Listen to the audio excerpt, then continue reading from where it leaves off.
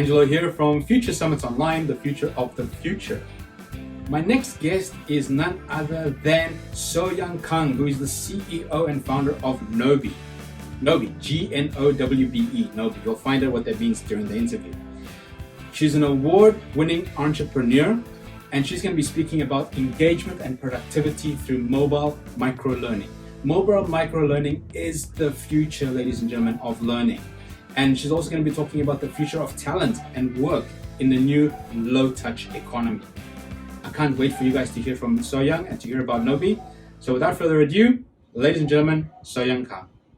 Yeah, sure. So I'm a big nerd. I'm a huge nerd, and I don't believe in technology for the sake of technology. I think I believe in intentional design, and technology should be used to solve a real problem. And if you're going to solve a real problem, you should research, I think, what the problem is and best practices of how to solve that problem, right? So I take a very scientific approach.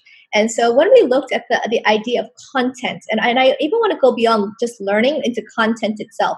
Why do people who are busy adults engage with any content? And what is the motivation they have to do that when we're all so busy?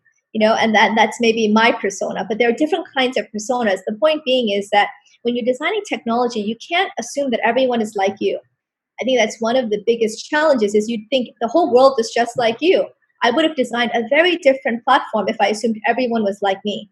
But I understand that there are people who are really motivated to learn because they just are curious. There are other people motivated to just achieve, right?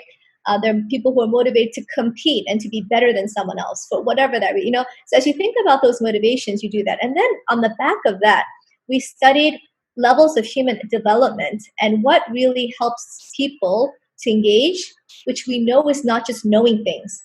The art of learning is about knowing things, thinking about them, applying, and sharing them back. So you take that amazing experience. The technology then was designed to allow the person to do exactly what they do, but in a digital form.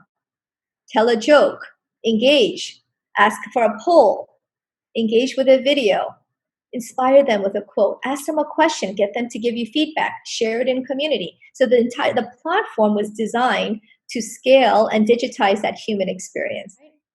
And people are recognizing that there are a lot of efficiencies and productivity improvements that they're seeing as a result of that if they can figure out not just the new mindset, but the new skills required to still do that while maintaining a human connection. And maybe other technologies, whether it's Gnowbe or something else, to create a more human connection where we're mixing up the experience and we're not talking at people, we're engaging with people. Let's go find technologies that are more humanizing and then figure out how we bring that into. So I think that's going to be like the next generation. And again, futuristic, like we're looking kind of at the current and the future trend is I think the hope that people are starting to now evolve into the next gen, which is now humanizing tech. And then rethinking their processes. So now upskilling, instead of just doing a group of 20 at a time, you can do 20,000. That's cool. So one of the things that we've been doing is we have an academic advisory body. I told you I was a nerd, right? With professors from Harvard Business School, the former dean of IMD, Dominic Turpin, as well as the former dean of NTU Business School. So we have Asia, US, Europe. We kind of got the regions covered. They're on our academic accreditation and advisory board. And we basically launched the Mobile Instructional Design Accreditation Program for trainers and educators to help upskill them on how to think digitally. There's a fantastic video by Professor Scott Galloway.